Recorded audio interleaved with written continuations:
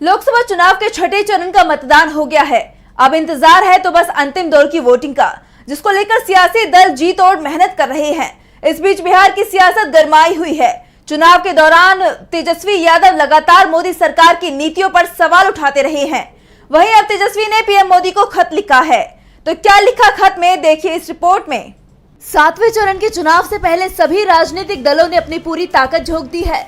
आखिरी चरण में अपनी दावेदारी मजबूत करने के साथ ही विरोधी दलों पर बयानबाजी भी काफी तीखी नजर आ रही है।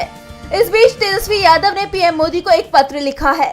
पत्र में उन्होंने जातिगत जनगणना, संविधान, निजी क्षेत्र में आरक्षण समेत कई मुद्दों का जिक्र किया है। इस पत्र में तेजस्वी यादव ने पीएम के लगातार बिहार दौरे पर तंज कसते हुए लिखा कि आप फिर बिहार आए और एक बार फिर आपने सभी लोगों को भ्रमित करने की असफल कोशिश की। मैं आपके सामने कुछ बातें रखना चाहता हूँ।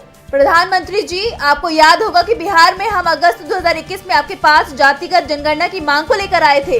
नीतीश की जेडीयू समेत और भी दल मेरी इस मांग के पक्ष में थे, लेकिन आपने हमारी ये मांग ठुकरा दी थी।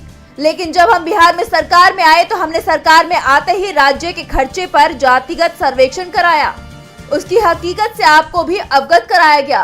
प्रधानमंत्री जी, हमने उस सर्वेक्षण के आलोक में आरक्षण का दायरा 75% तक बढ़ाया और आपसे बार बार गुजारिश करते रहे और हाथ जोड़कर मांग करते रहे कि इसको संविधान की 9वीं अनुसूची में डालिए।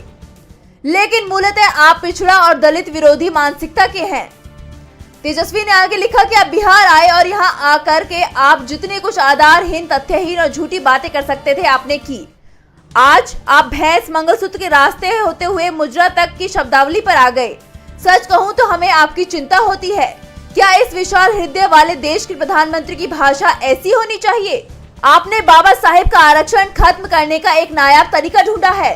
प्रधानमंत्री जी, 5 किलो राशन को भी आप मुफ्त कहते रहते हैं।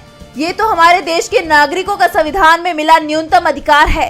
आपकी भाषा और भाव मूलतः गरीब विरोधी है।